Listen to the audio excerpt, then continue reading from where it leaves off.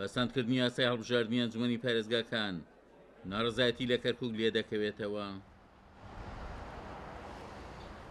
15 حزب و لایەنی کوردستانی لە کەرکووک بۆ تاوتوێکردنی کەم و کورتیەکانی یاساکە لەگەڵ نوێنەرانی کەرکووک کۆبوونەوە.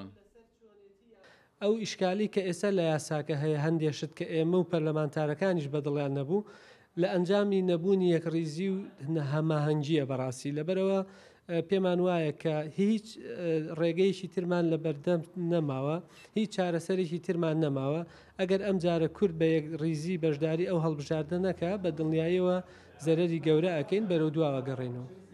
نوێنەرانی کەرکووک لە کۆبوونەوەکەدا خاڵە لاوازەکانی نێو یاساکەیان بۆ لایەنە کوردستانیەکانشی کردەوە بە پێویستیان زانی بە شێوازی یاسایی خۆی تانە لە یاساکە بدرێت بۆی سەر لە نوێ لە ڕێی پەرلەمانەوە هەموار بکرێتەوە. بەگشتی هەموارکردنەوەی یاسای هەڵبژاردننی ئەنجومەنی پارێزگاکانی عێراق زۆر لایەن تێبینی هەیە لەسەریا.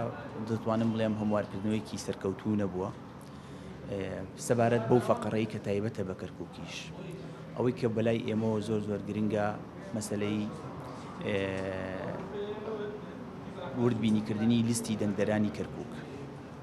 یعنی دەمەوێت ئەوە ڕوون بێتەوە وەکو یەکێتی نیشتمانی کوردستان هیچ کێشەمان لە وردبینیکردنی لیستی دەنگدەران نەبووە، بەڵام بۆ ئالیەتێک کە کۆمیسیۆنی باڵای هەڵبژاردننی عێراق کە لایەنی پەیوەندیدارن و لایەنی فەنین، ئیدارین، یاسایی ئەوان ئەنجامی بدەن. لە کاتی کۆبنەوەکان ئێمە لە زیاتر لە 2 مانگونی و کۆبنەوەمان کردووە لە لیزنەی یاسایی لە لیزنەی ئەقالیم بەشدار بووینە لە کۆبنەوەکانان. نوێنەرمان هەبووە لەو لیزنانەدا و لە لیزنەی قانونی ئێمە 5 کورد نوێنەرمانە لەوێ و لە لیزنەی ئەقالیم 3 کورد نوێنەرمان بووە.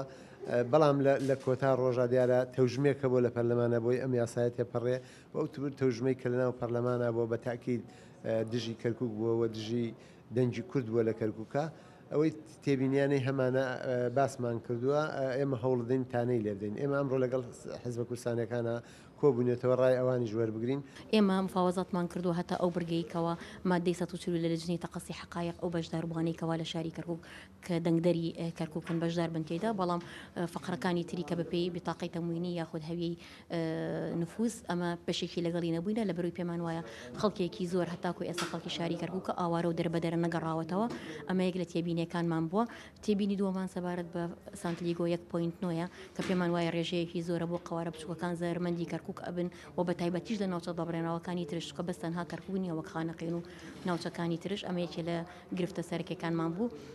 حیزب و لایەنە کوردستانیەکان لە کەرکووک جەختیان لەسەر گرنگی هەڵبژاردننی ئەنجومەنی پارێزگاکان لە کەرکووک کردەوە و ڕاشیان گەیان ئەوان لەگە بەڕێوەچوونی هەڵبژاردنەکەن و خوازیارن خاڵە نادەستوری و نایاسایەکانی نێو یاسای هەڵبژاردننی ئەنجومەنی پارێزگاکانی عێراق سەر لە نوێ هەموار بکرێتەوە. عومەر غەریب، کورسات نیوز، کەرکووک.